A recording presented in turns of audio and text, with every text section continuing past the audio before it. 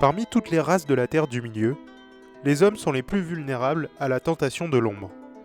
Contrairement aux elfes, liés au destin d'Arda ou aux nains attachés à leur héritage, les hommes possèdent un don particulier, le libre arbitre, ce que Tolkien appelle le don d'Ilúvatar. Cela les rend à la fois libres et exposés aux séductions du pouvoir, de la peur et de la corruption. Ainsi, dès le premier âge, certains hommes se tournent vers Morgoth, l'ennemi premier, et par la suite vers son lieutenant Sauron. Dans Le Seigneur des Anneaux, nous voyons dans les armées de l'ombre les Haradrim, chevauchant leur terrible olifant, les Orientaux, avec leur armée disciplinée, les corsaires d'Umbar, mais aussi d'autres peuples oubliés dans les textes, qui constituent cependant une force essentielle pour Sauron. Pour comprendre pourquoi ces hommes ont choisi l'ombre, il faut plonger dans leur histoire, leur culture et leur motivation. Certains ont été séduits par les promesses de pouvoir, d'autres réduits à l'esclavage ou manipulés par la peur. Et quelques-uns, comme Grima Langue de Serpent, incarnent la corruption à l'échelle individuelle, la trahison d'un seul homme, pouvant changer le destin d'un royaume.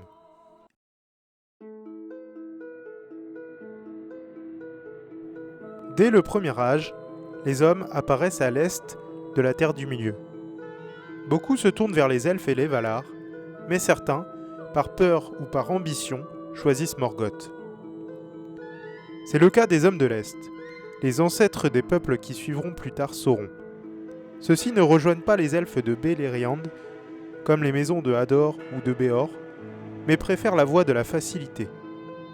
Morgoth leur promet richesse et pouvoir, les poussant à combattre contre les elfes et leurs alliés. Cette trahison inaugure une longue tradition, celle des hommes séduits par la force brute et la domination. Dans le Silmarillion, on trouve déjà des récits de batailles où ces hommes se rangent du côté de l'ombre, comme lors de la bataille des larmes innombrables. Ils étaient là, aux côtés des orques, combattant leurs propres frères humains qui avaient choisi la lumière. Cette fracture originelle explique beaucoup des divisions qui perdureront jusqu'au Troisième Âge.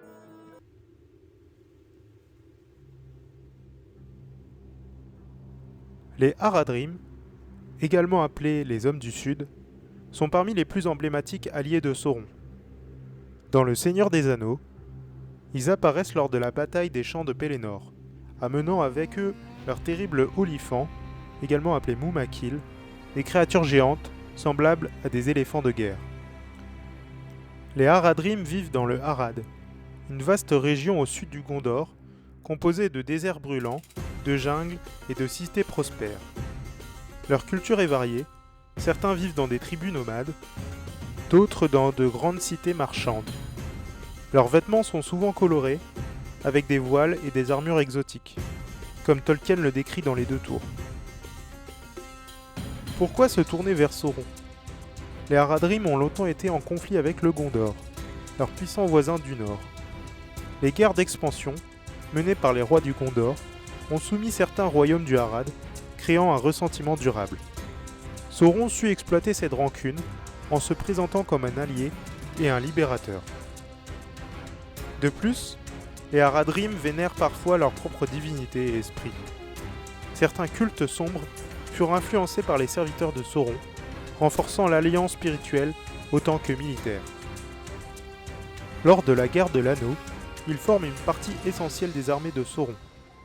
Leurs archers, leurs cavaliers du désert et surtout leurs olifants constituent une menace redoutable pour le Gondor.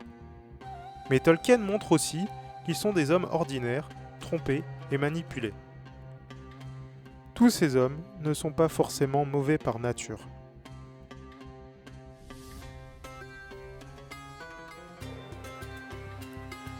Les Easterlings, ou Hommes de l'Est, sont parmi les plus anciens alliés de l'ombre. Dès le premier âge, certains de leurs ancêtres avaient déjà servi Morgoth.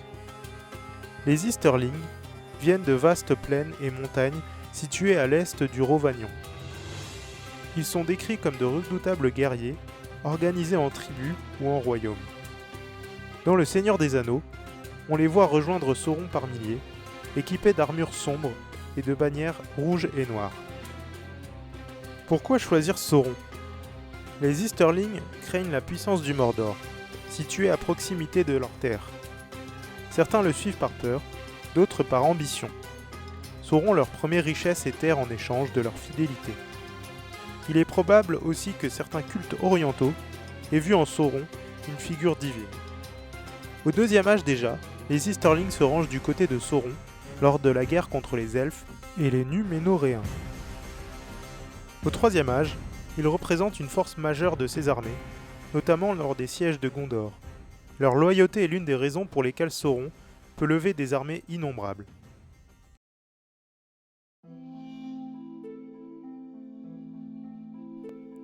Moins connus que les Haradrim ou les Hommes de l'Est, les Variags de Gand sont mentionnés brièvement dans le Retour du Roi. Ils sont alliés aux forces du Mordor lors de la guerre de l'Anneau. Les Variags viennent d'une région appelée Gand, située à l'est du Mordor et au sud du Rhovanion.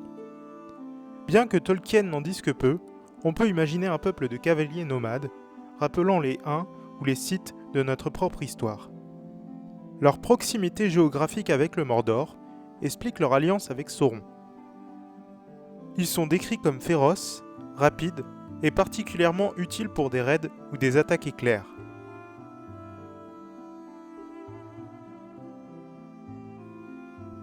Les corsaires d'Umbar sont peut-être les plus féroces ennemis humains du Gondor. Umbar était à l'origine une colonie fondée par les Núménoréens noirs, des hommes puissants issus de Núménor, mais corrompus par Sauron avant la chute de leur royaume. Ces Núménoréens rejetèrent l'alliance avec les elfes et les Valar, préférant la domination et la tyrannie. Les hommes d'Umbar devinrent des pirates redoutés, contrôlant les mers du Sud. Ils attaquaient régulièrement les côtes du Gondor, pillant et asservissant les populations.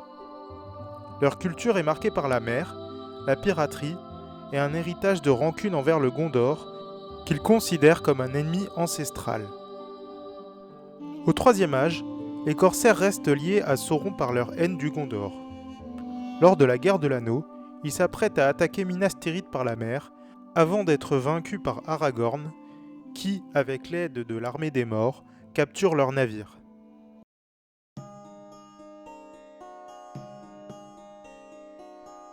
Au-delà des grandes nations, certains individus choisissent la voie de la corruption par eux-mêmes. C'est le cas notamment de Grima, langue de serpent.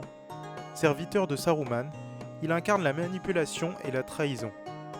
Conseiller du roi Théoden, il empoisonne par ses mensonges, affaiblissant le Rohan au moment le plus critique. Les Dunlandings, ce peuple de montagne, voisin du Rohan, nourrit une haine ancienne contre les Rohirrim, qu'il considère comme des usurpateurs. Saruman exploite cette haine pour les rallier à sa cause, leur promettant vengeance et terre. D'autres chefs de clans ou de tribus moins connus ont pu être séduits par Sauron ou ses lieutenants, souvent par peur ou pour éviter la destruction.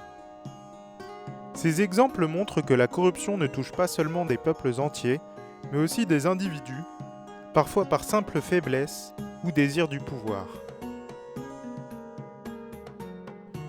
Les hommes corrompus de la Terre du Milieu ne sont pas tous mauvais par nature. Beaucoup sont victimes de la peur, de la propagande ou des blessures du passé. Tolkien lui-même suggère à travers le regard de Sam sur un Haradrim mort que ces hommes avaient des familles, des espoirs et qu'ils auraient pu choisir une autre voie. Ce qui distingue ces peuples, ce n'est pas seulement leur rôle dans les armées de Sauron, mais la manière dont leur histoire a été marquée par la division, l'orgueil et la rancune. Certains, comme les Núménoréens noirs, étaient des descendants d'un peuple béni, tombés dans la corruption par ambition. D'autres, comme les Dunlandings, n'ont été que des pions dans un jeu plus grand. En fin de compte, les hommes corrompus représentent une leçon centrale du légendaire de Tolkien. La liberté et le libre arbitre sont des dons précieux, mais ils s'accompagnent toujours du risque de tomber dans l'ombre.